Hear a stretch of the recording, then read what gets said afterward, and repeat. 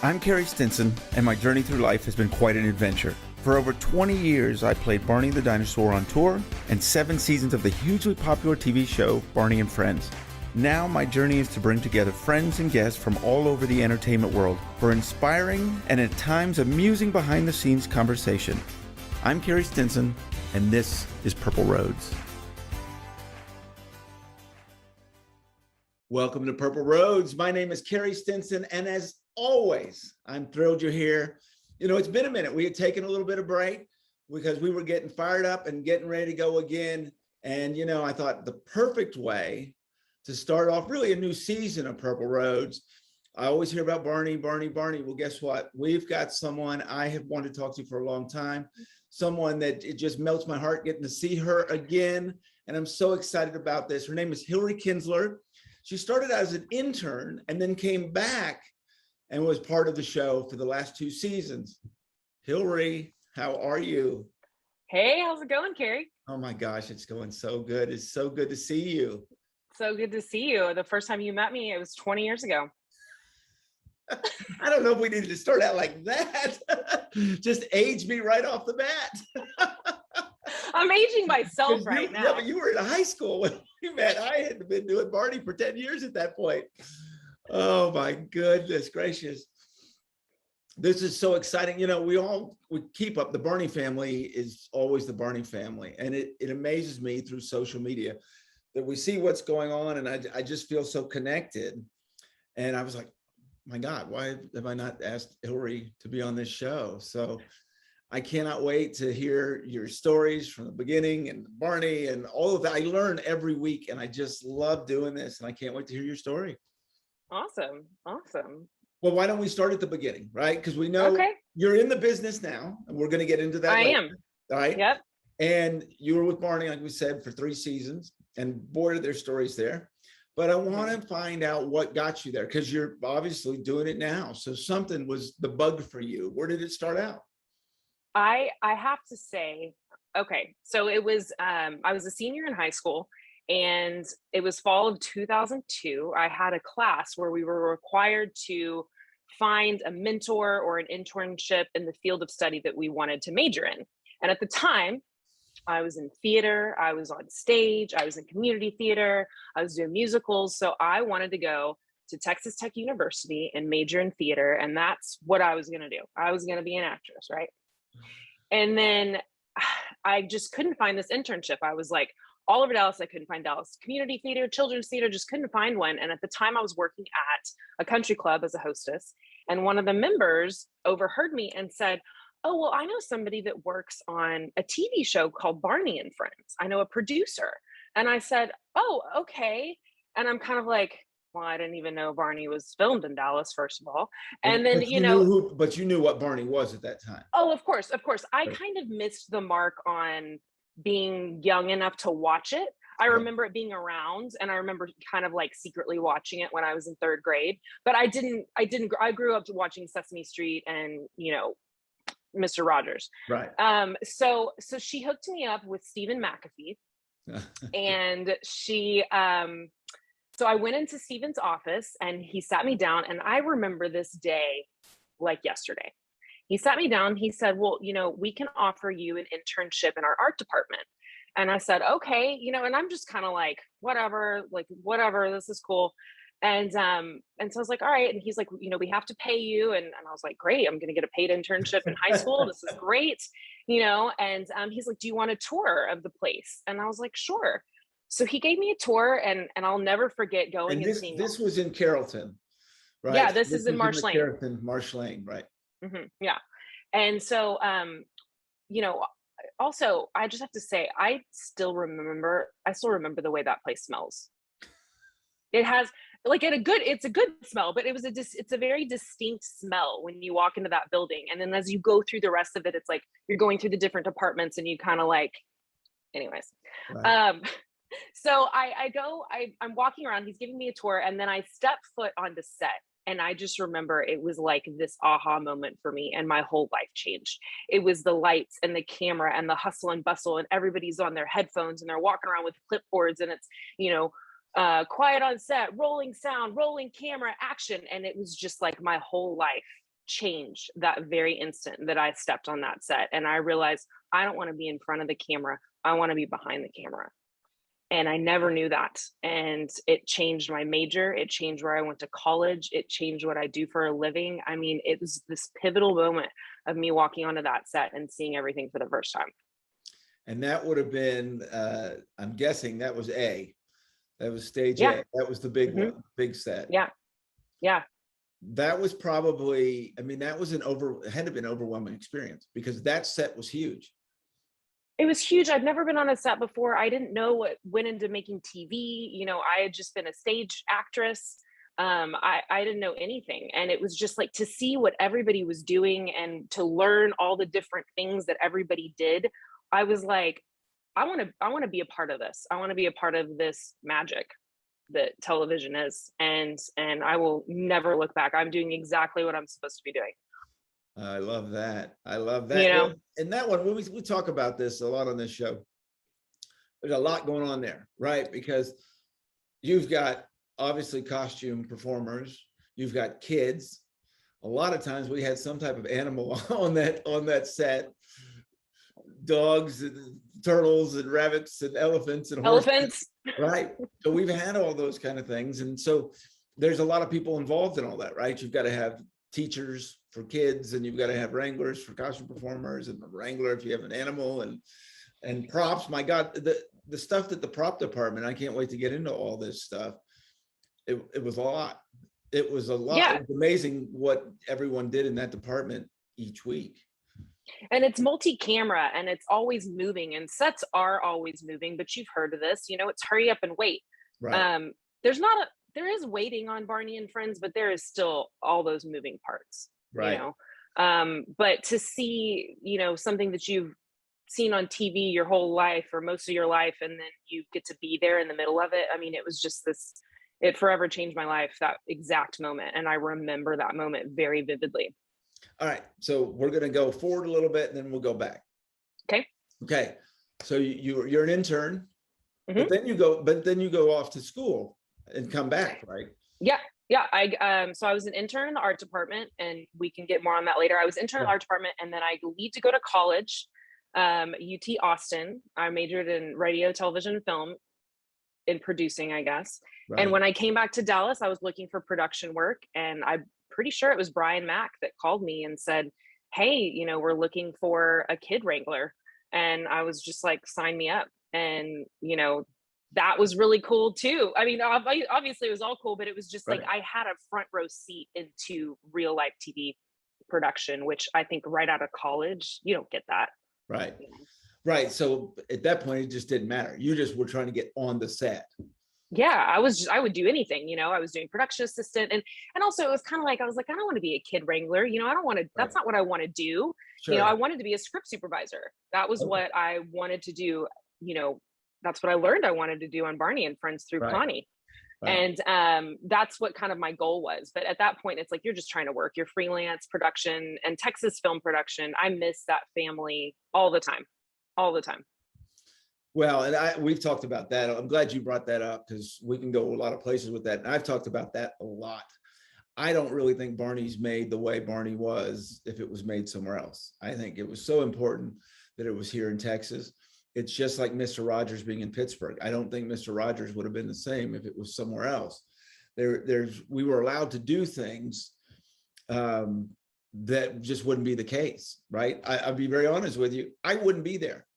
I wouldn't have been there because I didn't have a SAG card. I didn't have anything, right? And a lot of the performers, some of them did obviously, but some of us were first time ever and they were looking for things differently. And a lot of the set and a lot of that stuff. So I think the Texas part was really important to that. And you see that vibe if you've ever been on any set in Texas. It's just kind of that cool.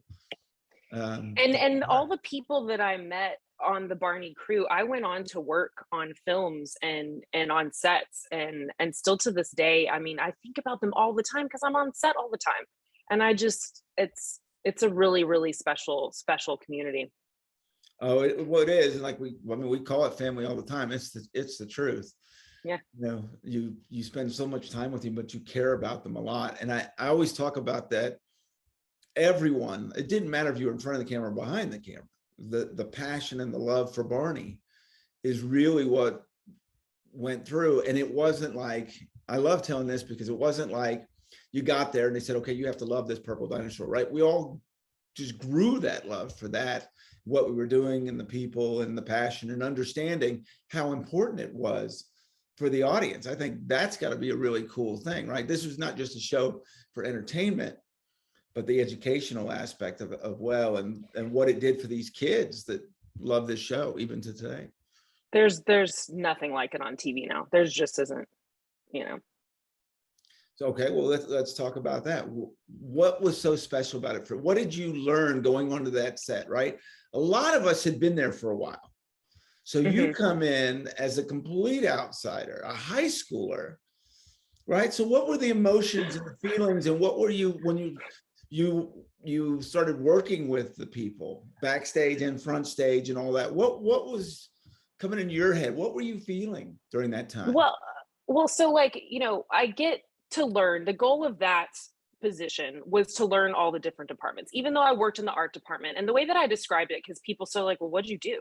I said, okay, let's say that there's an episode and it's Barney plays tennis. And the kids are playing tennis. Barney's going to play tennis. Well, they have to go out and, you know, they need 5 tennis rackets. Well, they need 5 tennis rackets, but they actually go out and buy 10 tennis rackets. Every single one of them is a different color. And you sit down, you have a meeting, and everybody decides on these 5 tennis rackets. Well, what happens to the other 5 tennis rackets? Well, somebody's got to go take them back to the store. That was me. So that was a lot of my job, was doing returns. Susan Gadke McGill was my direct supervisor. And so I did a lot of returns. I was driving around in my car a lot, you know, and I remember at first I was doing that a lot. And I finally told her one day, I was like, I go, you know, I really want to be on set. I want to go check out what's, because by the time I would leave high school from Mesquite and drive to Carrollton, y'all were almost done for the day.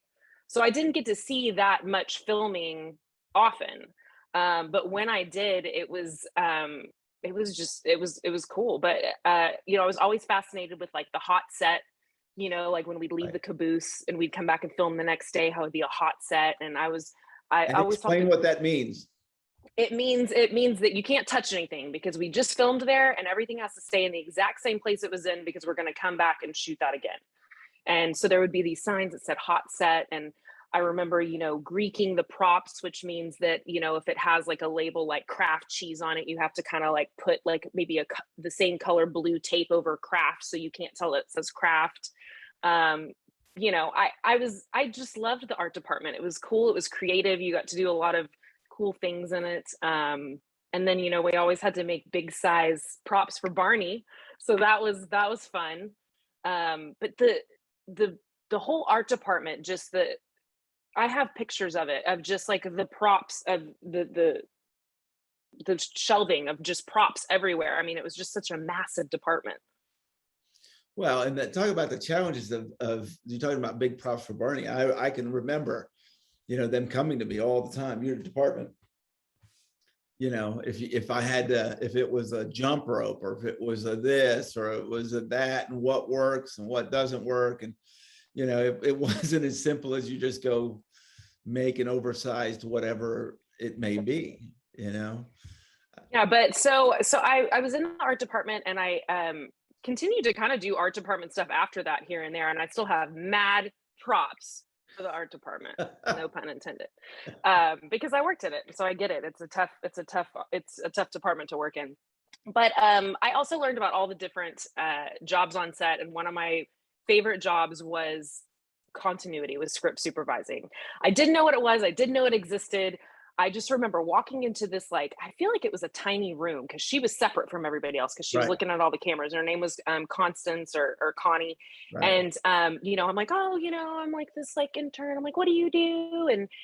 And she told me what she did. And I was like, oh, I love finding mistakes in movies and TV shows. That's one of my favorite things. And for those who don't know what a script supervisor is, a script supervisor is in charge of continuity. So the way that I describe that is, you shoot things out of order. So on day 3, you're shooting scene 85, and on day 85, you're shooting scene 4.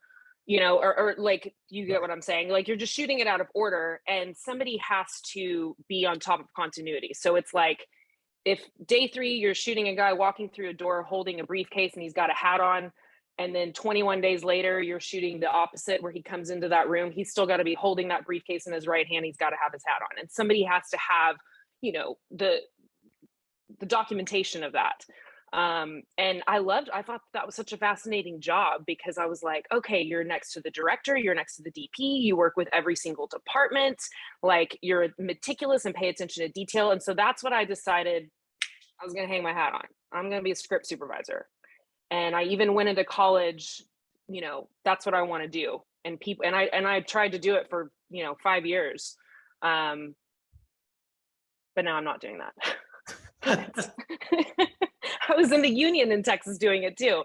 But that was just kind of like a job that I was really fascinated with, because you get to be with everybody. And when you're in film school and on the first day, everybody stands up and introduces themselves and everybody's like, I want to be a writer, a director, a producer, a writer, director, producer. Like, that's what everybody wants to do.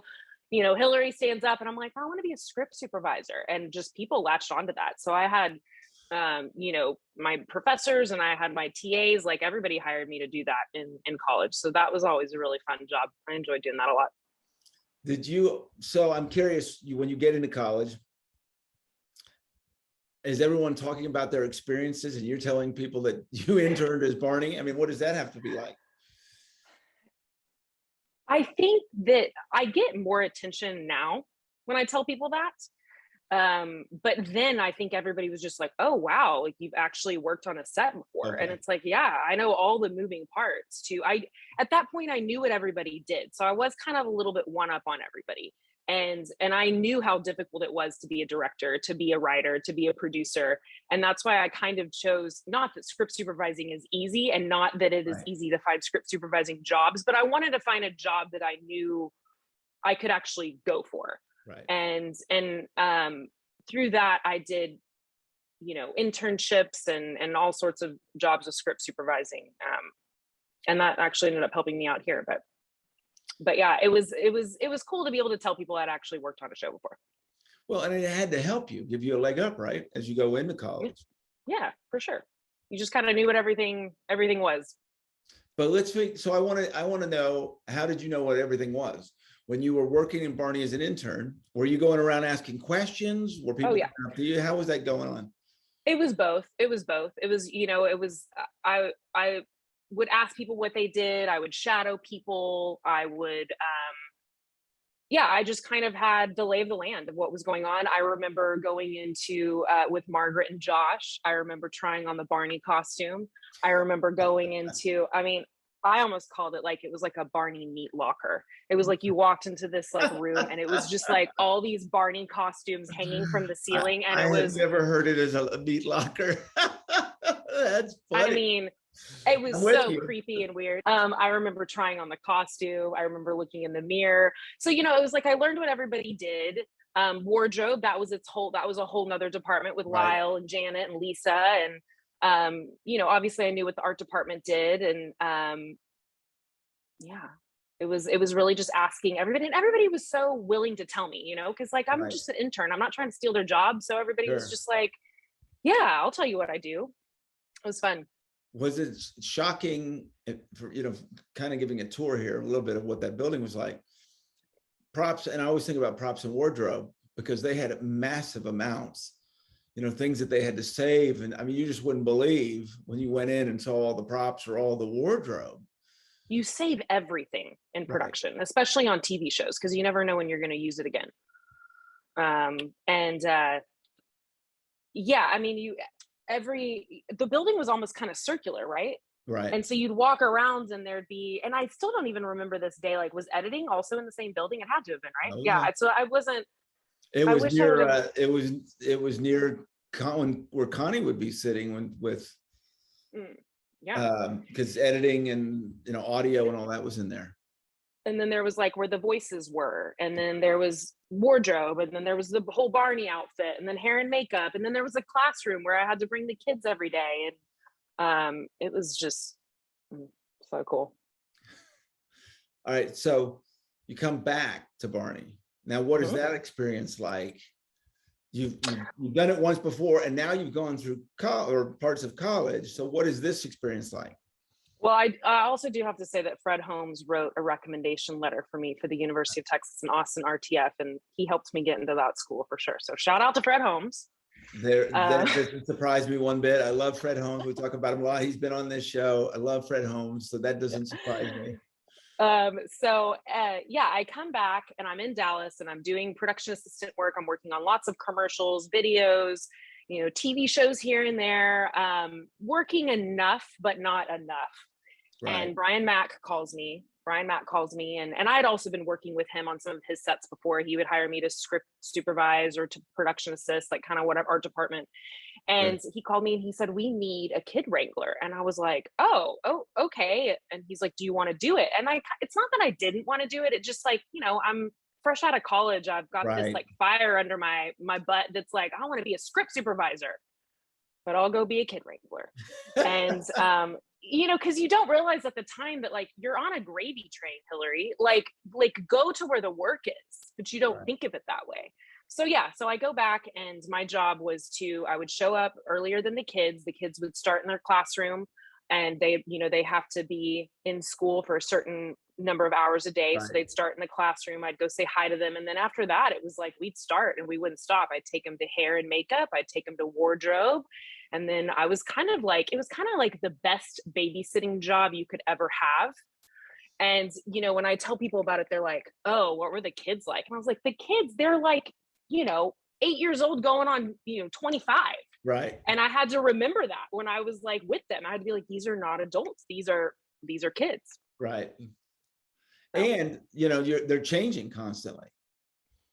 Right, because you've got 4 1 week and then you've got another 4 and then sometimes and how they paired them up and all of that aspect. Yeah, but I was with I had the Lux boys, Austin and Ben, and I had Deborah and Victoria, Jaron, Monty, Casey, Emilio, whole bunch of them. Yeah, it just makes me smile here. And we've had a couple. We've had Deborah on this show. I mean, they're just amazing. Just amazing. And that was probably fun for you to see too, which I didn't get to see much, but we've had some of the kids on and we hear these stories that they really were kids off camera, right? Then you got to be serious, but they kind of got to be kids. Yeah, but I would run lines with them and, just kind of hang out with them. And I don't know who did it before me. I can't remember who did it before me, but I think, I was a kid myself. I was a kid myself. Right. So it was fun. And I'd sit with, hair and makeup with Janet and Gary and Stephanie. And, it was the stories that everybody would just tell and how much fun we had sitting back in that corner. Yes, I remember a lot of those stories. I got to come over to hear some of those. I learned a lot when I was 21 years old working on Barney and Friends. Well, I want to come back to all this, but I want to go forward here and what came next. So Barney stopped shooting. Barney stopped shooting. At the time, I was kind of filling my time script supervising a show called Dallas Cowboys Cheerleaders Making the Team, which is a reality show about girls trying out to be a Dallas Cowboys cheerleader. And even though I wasn't CMT or something like that. Yep. Mm-hmm. Yeah. It was on CMT and it went on for almost I think 14 or 15 seasons. I did 10 seasons of it. Okay. And I was a script supervisor on that, which I wasn't really in charge of continuity, but I was mainly just taking camera notes and notes of what was going on.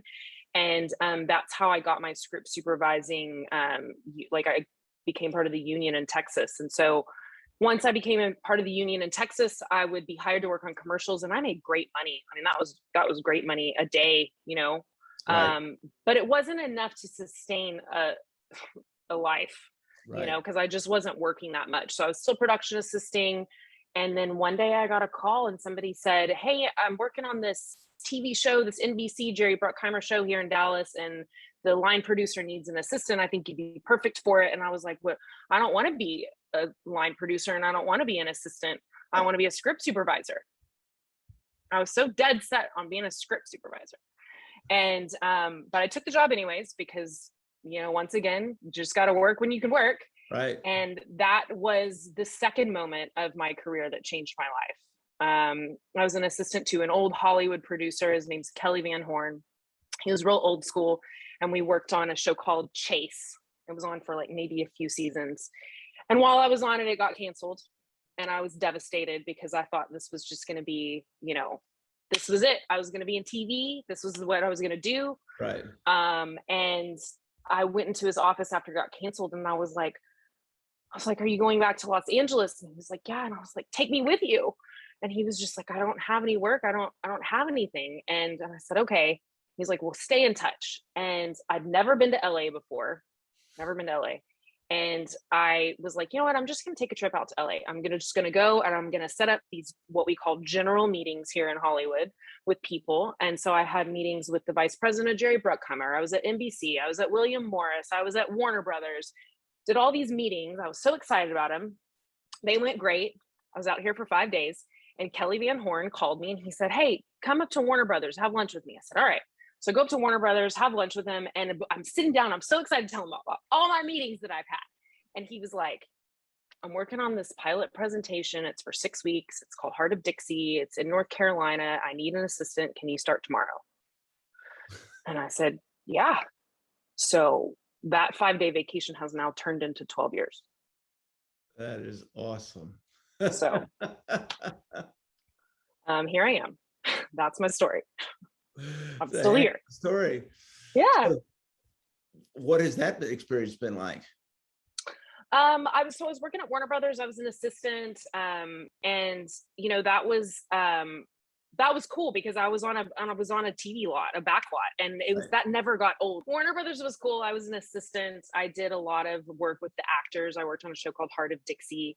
It was a show that went on for 6 seasons. I didn't work 6 seasons on it because I was just like, I don't want to be an assistant. But at that point, I didn't know what I wanted to do. Right. I was just out in Hollywood, and I realized if I wanted to be a line producer, which I didn't because they deal with a lot of money and I don't want to do that. I just didn't know what I wanted to do. I didn't know if I wanted to work in development. Like, I'm not a writer, I'm not an actor. Like, what am I doing? And I worked as an assistant to executive producers and directors, and I just still didn't like that. It was like, I don't want to pick up your dry cleaning. I don't want to, have phone calls at 3 a.m. with Shakira on the phone. Like, I just didn't. I worked on Nicki Minaj music videos. I just did all these random things here. And then the Dallas Cowboys cheerleader show called me again and said, we need producers, and the show better than anybody else. Can you come work in post and help us, edit the show, put the show together? And so then I went into that. I went in and I became a post producer, which is editing the show. And that got me back into reality TV, and I haven't looked back. I'm still here in reality TV. And doing post now. I do both. I'm in the field and I'm in post. Like they had also, that same company that does the Dallas Cowboys cheerleader show, they do Next Iron Chef, all of the spring baking stuff. They do a lot of Food Network shows, and I'd always loved food. I'm really into food. In another side career, I'm also a cheesemonger. I know a lot about cheese and wine and all that kind of stuff. And I've seen your Instagram, so I know that. Yes. So I love food, and I'd always wanted to work on food shows. I thought that was cool. I worked on a season of Next Iron Chef, and that was kind of always the goal for me. But now I work both on in the field and in post, doing that as a producer. Do you have a preference? Ever since we are now pretty much solely working from home in post, I like being in the field. I like being around people. I mean, my job on set is there's a lot of stuff that I have to do, but I mainly interview all day long. I mainly do what you do. Mm-hmm. And I love it. If I could do that every day, all day for the rest of my life, is just talk to people and interview people, I'd be happy. Well, I think it's fascinating. We get people that watch this show that were you, right? Are trying to figure out what they want to do and all of that. And I love hearing your story. Because, I went through that. I was a musician. There was no ever plan to be in a costume. That was never a plan in my life to ever be in a costume. And it just was like I had to make this decision, right? It was dropped in front of me, and okay, I'll do that. And you end up where you are. You never know where that's going to be. And so I love hearing this because I didn't know all of it. And I love hearing this and where you went. And I really think it'll be interesting to see where you go next. Yeah, I mean, I love working for Food Network. I love working on food shows. I love interviewing chefs, talking about food all day long. And then when I'm in post, I'm watching people make food all day long. And I love it. You know, there is a burnout, and I think I'm kind of on the edge of it. So we'll see. I think I need to kind of maybe change it up soon here. Sure. But I love my job. I'm very fortunate. I work on a show that is on Food Network called Guy's Grocery Games, and that stars Guy Fieri. And it's a show about chefs competing in a grocery store to win money. And we're going into our 33rd season. I have seen it. Fun show. And I had no idea 33 seasons. That's impressive. I mean, it's obviously that doesn't mean 33 years. We shoot Right. multiple times a year, but yeah, we shoot up in Sonoma County. So I'm up in Sonoma County 3 times a year, and I love my job. I love my job. Awesome. That's awesome. All right. Well, I got to talk more Barney stuff. If I don't do that, fans and things will be all up on Totally, that. totally. So let's talk about some of the fun experiences for you and some of the things. And once again, we can start at the internship stuff. Mm-hmm. Things that you saw that you're like, oh my gosh, I didn't know they did that, or they had to do this, or it was done like this. What are the things you learned? Things that I learned. I mean, it was mainly like how a set works. You know, I didn't realize that they shoot things out of order. And Barney has a lot of moving parts because it's also the music, and it's also the dancing, and then it's you and the rehearsals. The rehearsals were really, really important. They were important for you. They were important for the kids. And also just like the multi-camera thing. That was kind of crazy. Because, you know, when you shoot movies, you're often shooting just with like 2 cameras, and this was like 4. Right. But also just like what goes into like the art department. You just like don't really think about like what goes into like I said, like the tennis rackets. It's like, oh, well, you got to buy 10 of them and then decide on 5 and then, you know, Greek them. And there's just like a lot that goes into like setting up depending on the theme and how you set up the actual scene inside the caboose. Like, what are we doing that day? And the season that I worked on was when we went to all the different countries. Okay. And that was so extensive, you know. It was like we were in Kenya, and then the next week we were in France, and then, you know, that was crazy to see how they would change the set. Yeah, it's funny because I talk about those shows a lot. I enjoyed those shows. It's funny you say the France show. That was the Brian Mack show, and that one, there's something about it. I run into several people that were in that episode all the time, and it was such a fun episode when we did those kind of things. Yeah, but it was very involved. Mm-hmm. It was very involved, and I have to say that I talk about this. I tell people this a lot. When you're sitting on set, I don't care if you've been on that set 100 times or it's your first time. When you're sitting there and everybody's, you know, hurry up and wait, and Barney steps out, it is like, it is a feeling that everybody feels. It is magical. It is like a larger than life. Every single time Barney stepped onto that set, it was just like, okay, here we go. And I mean, I can feel that feeling right now, you know? And it was very special. It was very, very special. I don't know if there's another feeling like that. I don't care how old you are. Right. So why was that? I'm really curious about that because we get this a lot. I get this a lot, right? What was it about that purple dinosaur, right? Because we're not talking about me now, right? We're talking about Barney. And I almost feel like it's 2 separate. Like I get chills about Barney even when I was doing it or whatever it may be. And obviously that's a little of that comes from the fact there was 2 of us, right? There's someone else doing the voice. And so, you know, it's this all. Well, and you know, when you're on amazing. Yeah, when you're on the crew and you're watching the rehearsals go down and, you know, I think you just wear your feet, right? A lot of times in the later days, I did that. I would do a full rehearsal, but then later I started. So not when I was there, you just had your feet on. That's right. And so you know, you'd have your feet and, you know, you do your things and you'd be Barney and that kind of thing. But then the day of, it was like the lights would come up and this larger than life giant purple dinosaur would walk out that just Barney equals love, right? That is what Barney represents. And you see Barney everywhere. It's the purple and green dinosaur. Everybody knows who he is, but he is just, I mean, he's huge. He's huge. He's huge. He's larger than life. And he just like, it's just kind of like this moment when Barney walks onto there. And it's just kind of everybody gets quiet. And it doesn't matter if you're 5 years old or you're 65 years old. It is a moment that you feel when he steps onto set, and you just can't help but to smile. So you had the time also to get to work with Selena and Demi. I did.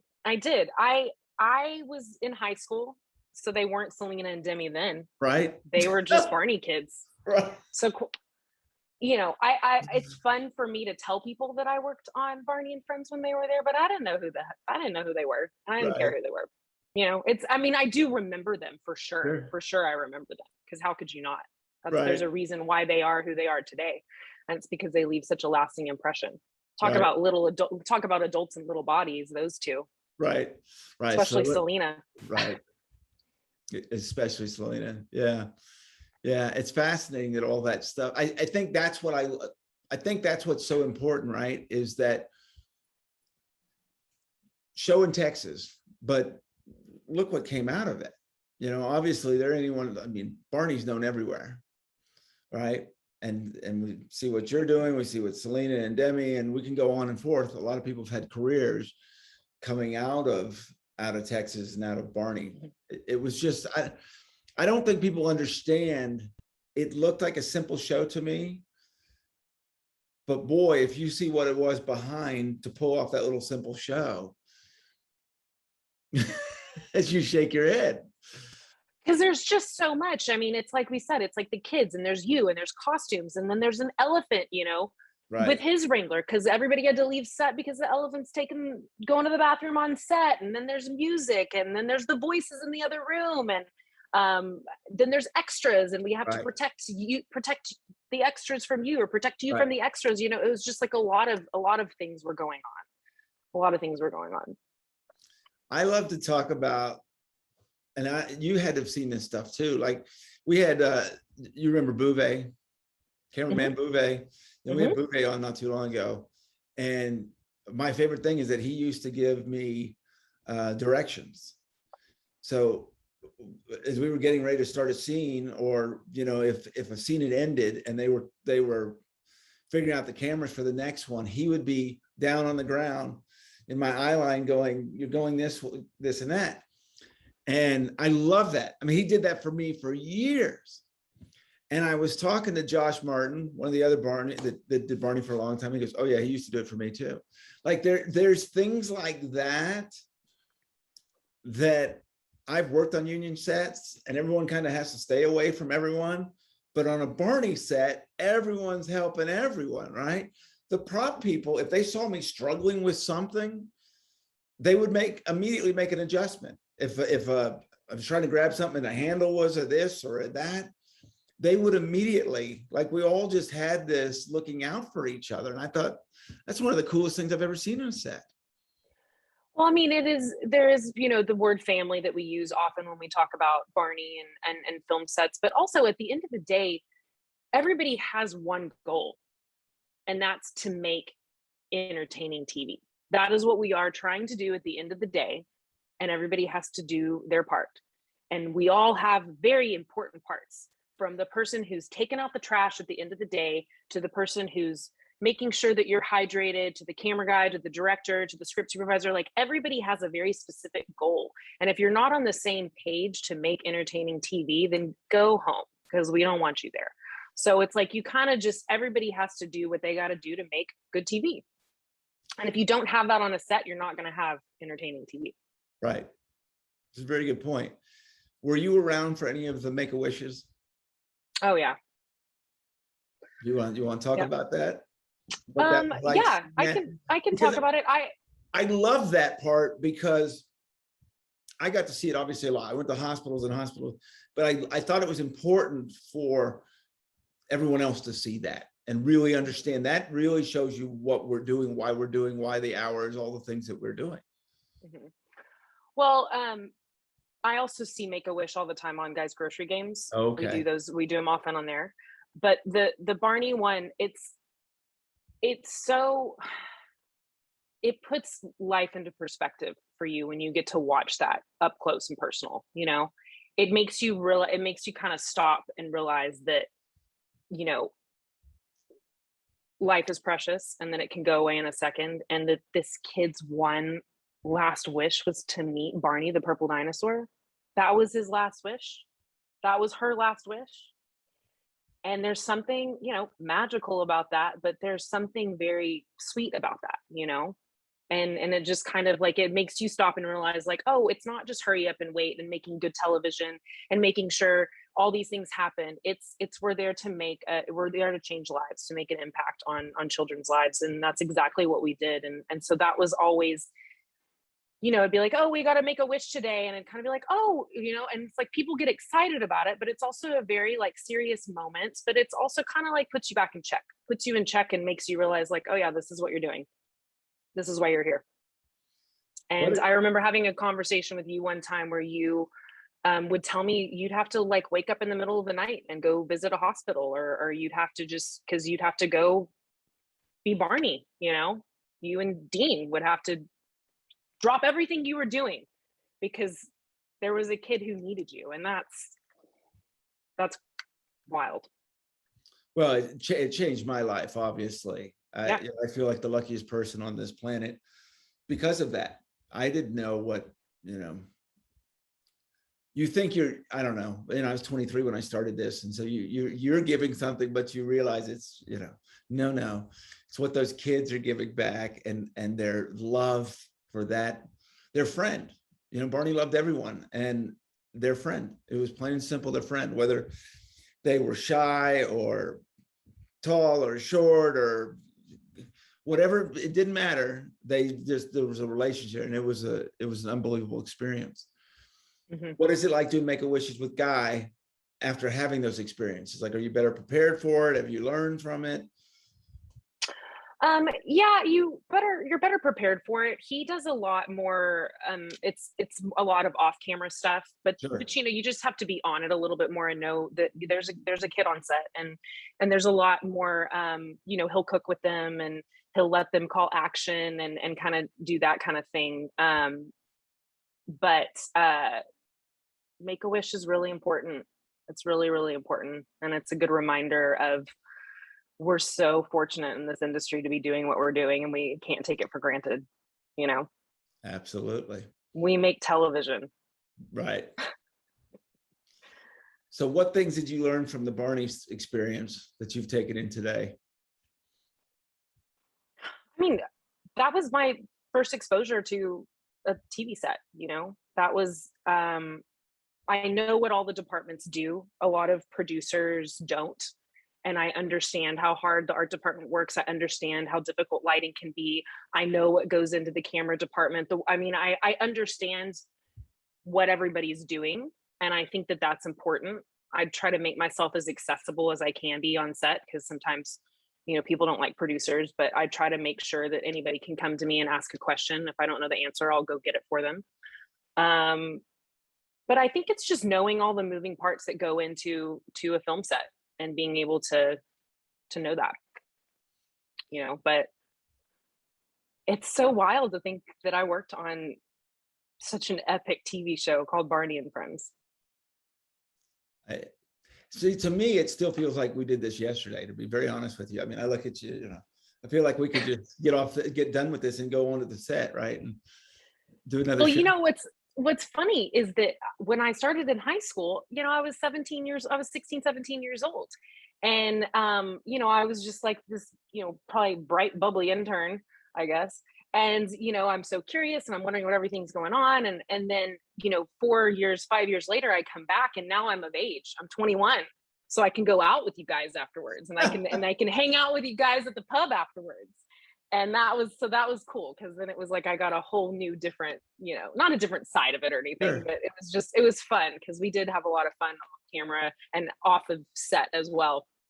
Well, and I think that part's important, right? I mean, you work so hard the fact that we could laugh and joke and play around, and those things were great. And I love that. And I love that we wanted to be with each other even when we weren't working. Like, we hung out together all the time. Yeah. And it was also like, those kids are on a tight schedule because they're kids and Right. all the union rules and stuff.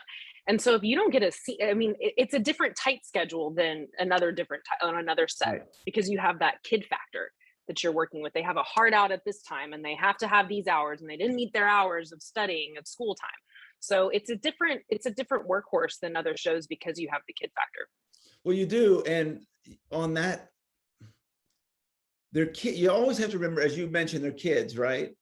So they may do they may break out in the middle of a scene. They may, I remember one of them one time cut his finger and walked right off during, as we're talking, like, to show the producers his boo-boo. They're like, I mean, so you have those experiences as well. And you can,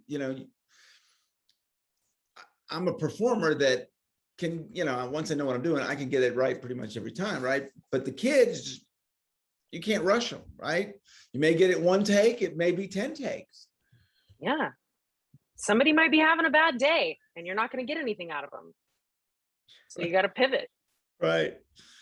Because they also get to a certain, like, when it's like they're young, and then they kind of get to an age where they start acting out. They don't really want to be there, but they want to be there, but they don't want to be there. Right. And it's like this like preteen thing that you experience with them. And those days, sometimes you just, I don't know. I don't really have anything bad to say about any of them. They were all pretty great, at least the ones that I had to deal with.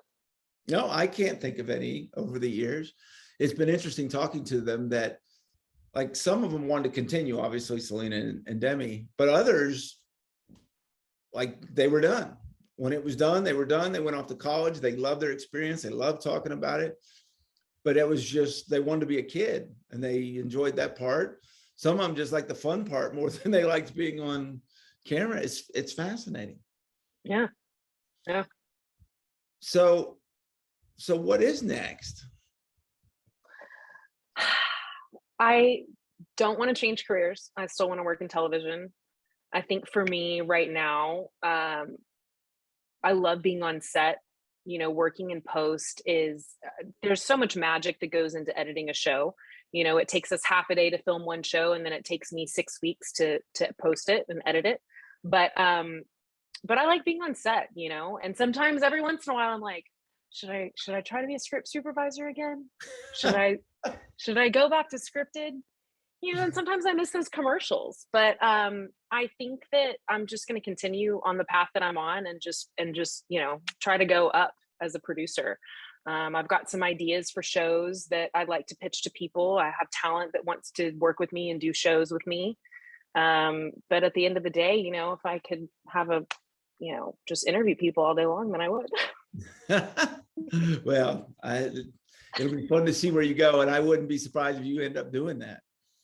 So let's kind of finish up with just some Barney questions, if we can do that. Okay. Oh, I hope I have answers. Favorite moment? Was there a favorite episode? Something that you just loved being part of? I mean, I remember when the elephant was on set. And it was just like, that was just ridiculous. Like, it was like, oh, I'm on set and there's literally an elephant in front of me. That was pretty great. What one of my favorite memories is, and this happened usually after offset, is when Dean would come up and just whisper things in your ear in the Barney voice. He would just, like, all of a sudden you'd just be standing there and he'd just like come up, he'd sneak up behind you and he would say something that Barney would never say, but it would be in Barney's voice. And that always cracked me up. He was very amusing. It's very amusing. Very amusing guy. Something that you learned that you were really surprised about that you do on a show. Obviously, we've talked about the 10 rackets, so we've talked about that kind of thing. Right. Geez. I learned so much, but